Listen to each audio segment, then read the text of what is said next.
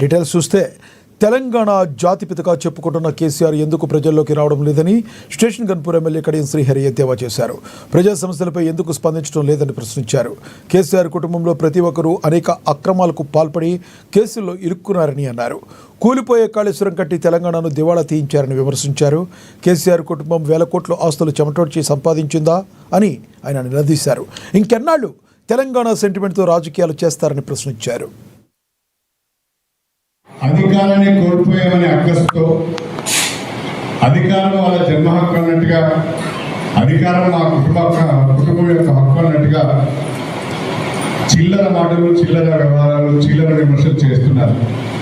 Assembly ఎన్నికలలో కానీ, parliament ఎన్నికలలో కానీ, గ్రామ పంచాయతీ ఎన్నికల్లో కానీ, మొన్న జరిగిన మున్సిపాలిటీ ఎన్నికల్లో కానీ విపరీతమైన ధోరణిని అవలంబిస్తూ సభ్యత సంస్కారం లేకుండా చౌకబారు విమర్శలు చేశారు.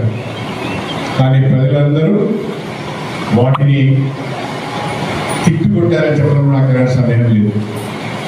కాస్తంతనైనా అవగాహన ఉంటే, కాస్తంతనైనా రాజకీయ పరిపక్వత ఉంటే, కాస్తంతనైనా సిగ్గు అనేది ఉంటే, ఈ ఫలితాలను చూసిన తర్వాత ప్రతిపక్షాలు చేసిన విమర్శలను ఒక్కసారి ఆ విమర్శల పైన మీరు ఆత్మవిమర్శ చేసుకోవాలి.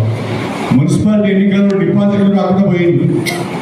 116 మున్సిపాలిటీలో 100 మున్సిపాలిటీలు కాంగ్రెస్ పార్టీకి వచ్చాయంటే మీ పరిస్థితి ఏదో అర్థం చేసుకోండి. 10 ఏళ్ళు అధికారంలో ఉన్న మీ పార్టీ యొక్క పరిస్థితి ఏదో ఒకసారి అర్థం చేసుకోండి. కల్వకుంట్ల కుటుంబం చేసిన అవినీతి అక్రమాలతో విసిగి వేసారిపోయిన ప్రజలు బీఆర్ఎస్ ఓటు వేయడానికి ఇష్టపడడం లేదు. అది స్పష్టంగా కనిపిస్తుంది. ఒకవేళ కేసీఆర్ జాతిపిత అంటాడు. ఎవరికి జాతిపిత? భారతదేశానికి జాతిపిత ఒకరే, ఆయన మహాత్మా గాంధీ గారు. ఆ జాతిపితను అవమానపరిచే విధంగా వీడు కూడా కొత్తగా జాతిపిత అని పేరు పెట్టుకుని వస్తే మీరే అనుకుంటే ప్రజలు దాన్ని అంగీకరించాలి కదా. జాతిపిత ఆడబడుతున్నాడు, మరి జాతిపిత ఎక్కడుంటాడు?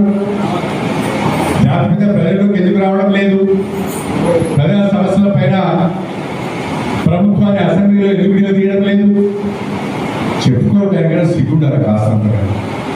అనేక అవకతవకలు చేసి అనేక కుంభకోణాలలో ఇరుక్కొని